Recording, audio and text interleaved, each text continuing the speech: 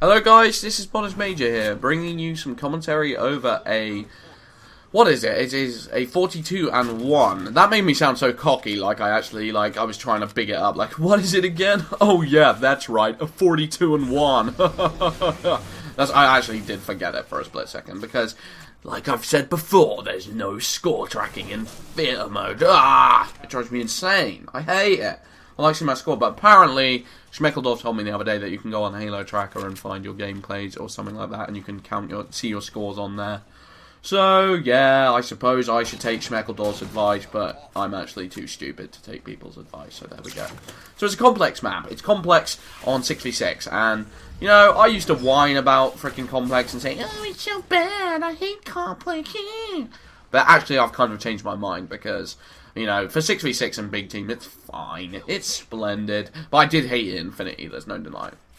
But in 6v6, I don't know, it feels like a completely different experience. It's harder to just keep gaining control of top control because, like, there's so many players that the chances are you'll be able to get them off there.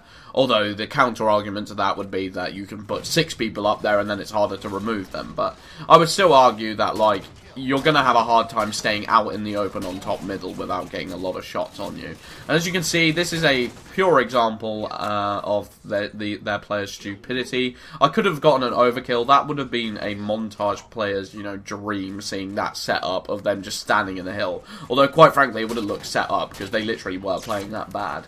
But still, as this game goes on, they don't play that bad. I don't know what their strategy was in that hill right there. I think the reason lower level players like to play team objective, I mean, part of the reason they're bad is because everyone in our lobby will have a low CSR because no one really plays team objective that much. I don't necessarily get personal enjoyment out of the fact that it's 6v6. I much prefer a 4v4 setting, and if I want to commit to big team, I'll play, you know, 8v8.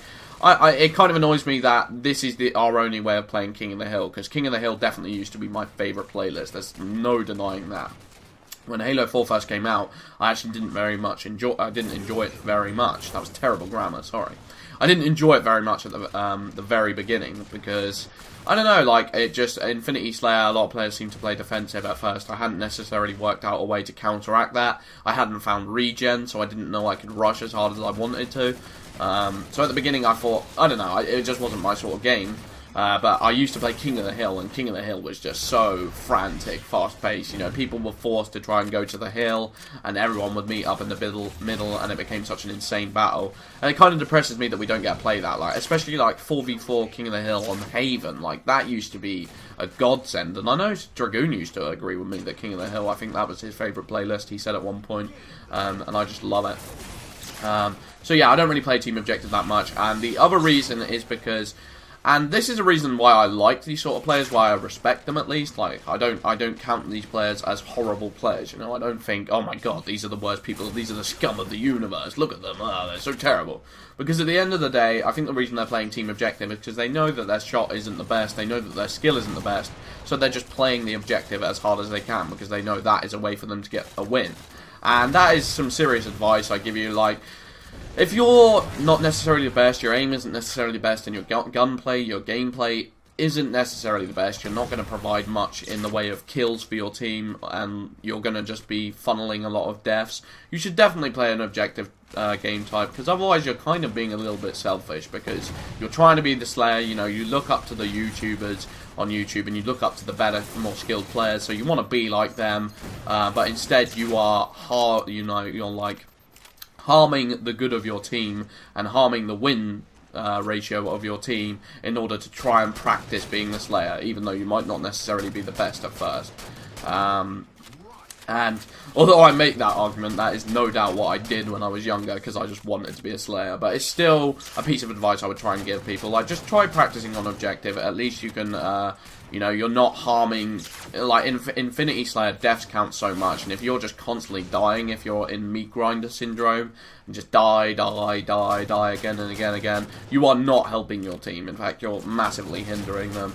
And that's why some players can get annoyed when, you know, everyone has this attitude of, I want to be the Slayer, I want to be the Slayer. Because obviously being the Slayer is one of the most entertaining aspects of the game, but if you're not ready to step up your gameplay, if your gameplay hasn't stepped up to the point that you can guarantee being Slayer in, like, say, 75% of your lobbies, like the max Slayer, then I don't necessarily think it's worth your while, in my opinion. But anyway, so this is complex. They're bad players, but at the same time, they know they're close range combat, and it's not necessarily. It would be a risk for me to be being super aggressive. So you'll see some of my more conservative gameplay. There's two reasons behind that. One, because they're sticky people. They love to stick. I don't know, if you keep your eye out, you'll see them flinging sticks across the map, and a lot of my teammates were complaining about being stuck. So I don't want to get involved in that. Sticky grenades are just the bane of my existence right now on this game. There's no denying that. I hate them with a passion. I hate them more than bolt shots. Definitely. Like, bolt shots, the lesser skilled players can't even use it very well, so it's at least got some form of a skill curve to it, whereas sticky grenade is try and get the reticule on them, throw it. Try and get the reticule on them, throw it. That's it. That's the skill curve. And once you practice that for a certain time, you know it's your primary. It's not like you have to go looking for these on the map. So people have gotten pretty skillful with it. People have pretty much, you know, found the most effective way of sticking with it. And people also talk about, like, the hit detection with it, the hitboxes being way too high. Like, if you're not necessarily aiming at them, it still manages to find a way to, like, gravitate towards them, which I'm not a big fan of. I just hate them. Like, sticky grenades worked so well as pickups. They were fine as pickups. There was never a problem with that. When did anyone ever complain, oh, I want sticky grenades as primaries because this game is unfair? No one ever complained, god damn it. Don't fix what ain't broken, yo. That's what I say. And I've always made the argument, Call of Duty gives you one Semtex. This gives you two. That's just dumb. You look at Call of Duty and you say, right, we want to stay as far away from some of the dumb decisions we make and we want to make them a bit better. You don't say, oh, there's a dumb decision that Call of Duty made. Let's make it a bit dumber. That's what they sound like to me. It's just insanity. But yeah, complex, I'm just keeping my distance for the most part. There was another reason why I was keeping my distance. Not the sticky grenade thing, but also because it's 6v6, so quite frankly there's a lot more situations you can get overwhelmed in. These players were all going for the objective, so chances are if I went near the hill, there would be near 6 players, you know, in close proximity of that hill. Because when they spawned, they just ran straight for the hill. They were going insane. And fun fact, we actually managed to lose this game, which is pretty depressing. I would blame myself, but quite frankly, I had more hill time than like 3 players on my team list.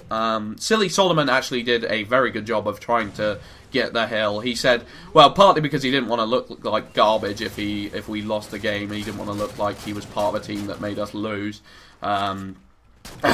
Because quite frankly, like, my voice is just going dry because I've talked for so long. 9 minutes is not my preferred length of commentary. I just start to ramble a little bit.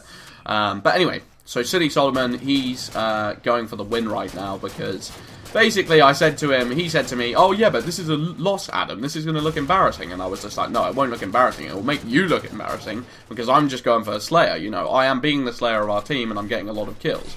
You'll feel bad, though, because you won't have gotten the win. And he realised that and then desperately tried for the win.